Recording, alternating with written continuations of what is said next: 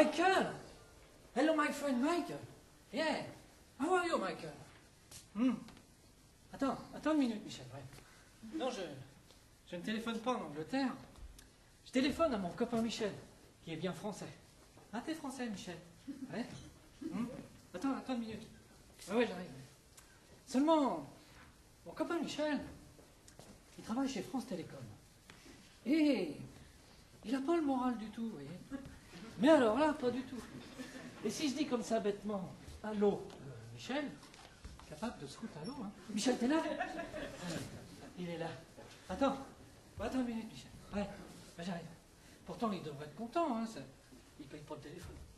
Seulement, sa femme me dit souvent, parle pas trop avec Michel, hein, écoute la conversation. J'aime pas quand il reste pendu longtemps au bout du fil. Michel, t'es là? Ouais, il est là. Ah, mon copain Michel. Il était heureux avant. Seulement, depuis qu'il a peur qu'on le foute à la porte, il a envie de se foutre par la fenêtre. Mon copain, t'inquiète pas, hein. Tu vas rebondir. Ouais, rebondir. C'est le mot à la mode maintenant. Ouais. Ah ouais. Attends, mais je vais leur poser la question. Il me dit qu'il est crevé et il me pose une question. Est-ce que vous avez déjà vu un ballon crevé rebondir? Michel, tu fais un petit peu chier là. Non, mais un tout petit peu, Michel. Ouais, écoute, je sais pas moi. Il y a bien des psychologues chez France Télécom, hein, c'est une grande entreprise. 100 000 salariés, oh là là. Mais combien de psychologues? 4. Ah oui, c'est pas beaucoup, dis donc. Comment? Leur charge de travail est tellement importante aux psychologues en ce moment, chez France Télécom, qu'on a peur qu'ils se suicident aussi.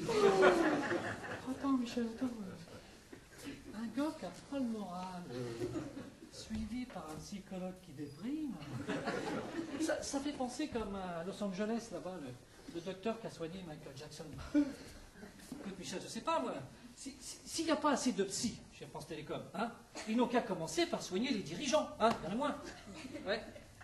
Ça, j'ai pas pensé, moi. Ouais, ben, je vais leur dire. Ouais.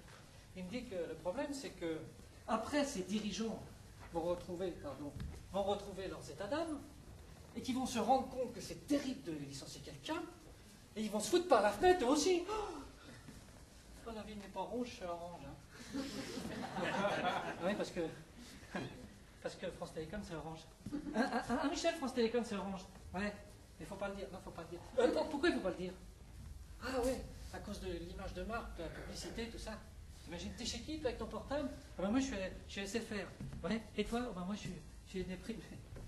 Remarquez, on peut pas dire. Hein. Ça marche bien, la téléphonie chez Orange. Hein. Leur réseau est très, très bien couvert. Par contre, leurs salariés, eux, ils ont peur d'être à découvert. C'est bon, hein. Le chômage, on en fait toute une histoire. Mais... En vérité, c'est rien du tout. Ouais. En vérité, c'est surtout le manque d'argent qui inquiète. Parce que le chômeur, lui, il n'est jamais sûr que ses revenus ils vont revenir. Allez, Michel, quoi? Garde le moral, hein. Il y a plein de choses nouvelles maintenant pour les demandeurs d'emploi. Il y a plein de choses nouvelles. Ouais, enfin, bon, il n'y a toujours pas de boulot, mais il y a des choses nouvelles. Ouais. Le Pôle emploi, par exemple, tu connais? Comment? Le Pôle emploi te donne froid dans le dos. Tu as peur d'y aller? Oh, Michel, le Pôle emploi, c'est pas le pôle Nord. T'auras jamais froid là-dedans. Vu le nombre de gens qui s'y entassent, c'est entièrement chauffé par la chaleur humaine. Hein? Bon, la seule différence qu'il y a par rapport à l'ancien système, c'est qu'avant, tu étais obligé de chercher du travail. Maintenant, tu es obligé d'en trouver. Sinon, tu es radis. On ne te donne plus un radis. Alors, du coup, tu dois accepter n'importe quel boulot. Alors, forcément, cela crée des situations absolument incroyables, hein, Michel. Tu as sans doute remarqué.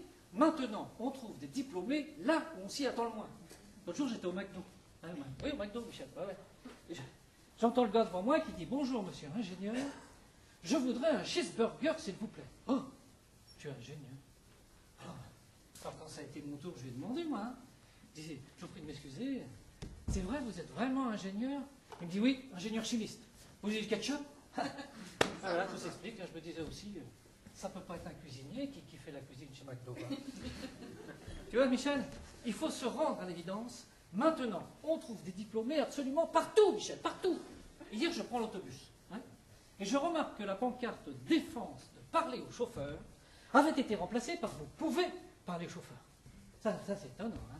Hein, bah, si, c'est étonnant quand même. Alors bon, j'en profite. Hein. Je dis, c'est vrai, je peux vous parler? Il me dit, attends, ouais. Il me dit, mais je fais le volant, Michel, là. Ouais. Il me dit, mais bien sûr, je suis également psychologue. C'était la condition avec le Pôle emploi pour que j'accepte de conduire le car. Alors je vous en prie, allongez-vous sur mon tableau de bord, nous allons voyager dans vos pensées. Avec cette méthode très simple, finalement, il fallait que je pense. Hein. Il y a du boulot pour tout le monde, madame Michel. Tout le monde. Attends, je vais leur dire un truc. N'empêche. Un plombier qui vient chez vous, déboucher vos vatères, qui a fait Sciences Po.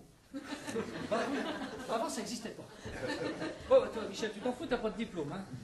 T'es pas licencié en droit, t'as juste le droit d'être licencié. Eh ben, tes futurs collègues, eux, ils auront pas plus 5. T'es content, Michel? C'est vrai? Ah, ça me fait plaisir, tu sais. Ouais, c'est ça. Souviens-toi comme tu étais marrant avant. C'est ça. Redeviens le déconneur, le gagman que tu étais. Quand tu démontais les écouteurs comme ça, du téléphone, pour mettre du fromage dedans, pour que ça sente mauvais dans le bureau du directeur. Oui, hein? Tu veux me raconter une histoire, Michel? Vas-y, ouais, de Coluche, ouais, vas-y si tu veux. C'est le gars qui se prend avec un élastique et qu'on retrouve écrasé au plafond. Ah non, celle-là, Michel, celle-là. Moi, je savais pas qu'à bout de train, ça pouvait dérailler. Michel, s'il te plaît, amuse-toi. Hein? Ouais, écoute de la musique, ça c'est bien. Ou alors, je sais pas moi, regarde des films. Tiens, Bourvil de Funès. Oui, dans la grande vadrouille. Tu te souviens? Oui, je te fais Bourvil. Attends une minute, je te fais... Attends, Michel, je te fais Bourvil. Ah, mais dites donc. Non, mais dites donc. Vous ne voyez tout de même pas que je vais vous travailler sur mon dos? Qu'est-ce qu'il y a? Ça fait 2 fois que vous faites ça. Mes souliers, mon vélo. Tu vois, Michel, une boîte de DVD de ces deux marrants, c'est quand même mieux qu'une boîte de médicaments. Alors, Michel, mon copain, regarde la grande vadrouille, ou quelque chose du même genre. J'espère qu'après, t'auras plus envie de partir pour le revoyage.